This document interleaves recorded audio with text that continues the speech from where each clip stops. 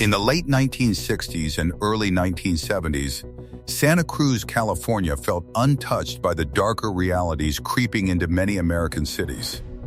It was a coastal town defined by beaches, surf culture, and a relaxed rhythm of life. Retirees shared sidewalks with students, and the opening of the University of California, Santa Cruz in 1965 injected youthful energy into the area. Hitchhiking was common, trust came easily, and the counterculture movement encouraged openness rather than suspicion. Santa Cruz believed itself to be a small paradise until that illusion shattered. By 1972, something had changed. The calm that once defined the town began to erode as young women started vanishing. At first, disappearances felt isolated, unfortunate, but explainable. Then, body parts were found. Remains washed ashore or appeared in remote locations. Panic replaced denial. Residents began to ask an unthinkable question: who was hunting young women in their town? The rise of the co-ed butcher. As disappearances turned into confirmed murders, the media gave the unknown killer a name that captured the horror of the crimes: the co-ed butcher. Victims were young, often students, many of them hitchhikers. They were assaulted, murdered, and dismembered in a way that suggested not rage alone, but planning and control. Investigators struggled because the crimes appeared random. There was no clear connection between victims, no consistent crime scene, and no obvious suspect. Fear spread quickly. Parents warned daughters. Police departments were flooded with missing person reports.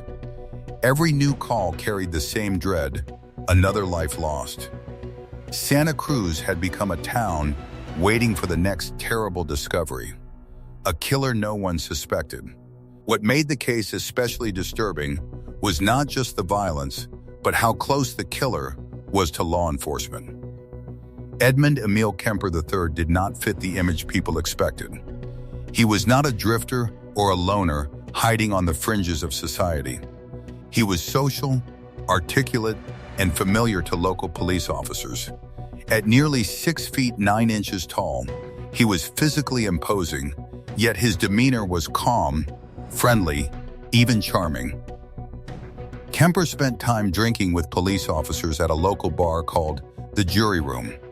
He listened to conversations about the investigation. He absorbed the fear and speculation of the town while knowing he was the source of it.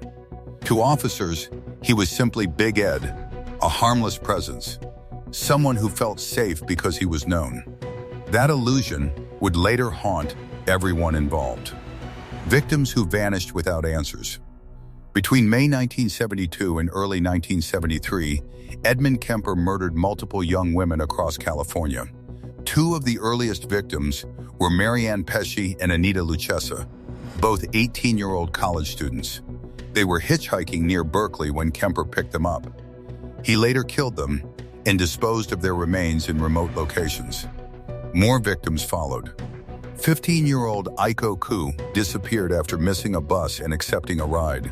Cindy Shaw, an 18-year-old student who babysat for a police officer's family, vanished. Rosalind Thorpe and Alice Liu, both university students, were also murdered. Each case deepened the mystery and reinforced the belief that the killer was calculated, patient, and dangerously invisible. A routine police visit changes everything. The case did not break through clever profiling or forensic discovery. Instead, it unraveled because of a routine firearms check. In April 1973, a gun purchase record raised concern due to Kemper's past. As a teenager in 1964, he had murdered his paternal grandparents and been institutionalized for years. That history triggered a visit from detectives to confiscate his weapon. At the time, Kemper was not considered a suspect in the co-ed murders. The visit was procedural, not accusatory. Officers noted his size and felt tension, but nothing more. The gun was taken, paperwork filed, and the detectives moved on, unaware that their visit had triggered panic in Kemper's mind. The confession no one expected. 2 weeks later, in the early hours of the morning, a police officer received a phone call from Kemper. He sounded exhausted, distressed, and unsteady. He admitted that he had killed his mother and her friend. When officers arrived at the house, the confession was confirmed by what they found inside. Then came the words that stunned investigators.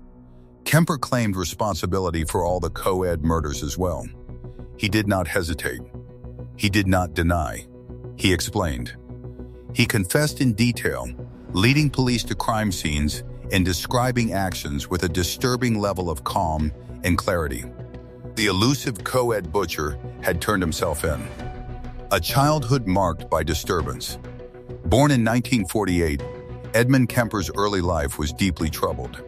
His parents' marriage was volatile, and after their divorce, he lived primarily with his mother Clarnell, with whom he had a hostile and resentful relationship. From a young age, Kemper exhibited disturbing behaviors, violent fantasies, cruelty to animals, and fixation on domination. At age 15, those fantasies turned real when he murdered his grandparents. He was diagnosed with severe mental illness and sent to Atascadero State Hospital. There, he learned not only about psychology, but how to manipulate it. He became a model patient, cooperative and intelligent, trusted by staff, and even given responsibilities that allowed him access to sensitive material. After 5 years, he was released. Despite recommendations that he not live with his mother again, he returned to her home. It was a decision that would later be viewed as a catastrophic failure. Blending in while planning murder. As a free man, Kemper struggled socially, particularly with women. He felt isolated, inadequate, and deeply resentful. Rather than confront those feelings, he fed them through fantasy. He practiced picking up hitchhikers without harming them, rehearsing conversations and routes. He refined his harmless image. Only when he felt fully confident did he begin killing. Kemper's crimes were driven by power and control. He wanted absolute dominance over his victims, treating them as objects rather than people. His ability to maintain a normal fade while committing extreme violence remains one of the most unsettling aspects of the case. The final murder, his mother. The confiscation of his gun convinced Kemper that police were closing in, even though they were not. Fearing exposure and consumed by long-standing hatred, he murdered his mother in April 1973. The act was brutal and symbolic, reflecting years of resentment and obsession. He then killed her friend, believing discovery was inevitable. After fleeing the state, Kemper drove for days without sleep before calling police and surrendering. For the first time, the violence stopped because he chose to end it. Trial, sentencing, and aftermath. In November 1973, Edmund Kemper was convicted of 8 counts of first-degree murder and sentenced to life imprisonment. During the trial, his recorded confessions were played in court, forcing families to hear details no one should ever have to hear. Many observers noted his calm demeanor, his intelligence, and his unsettling self-awareness.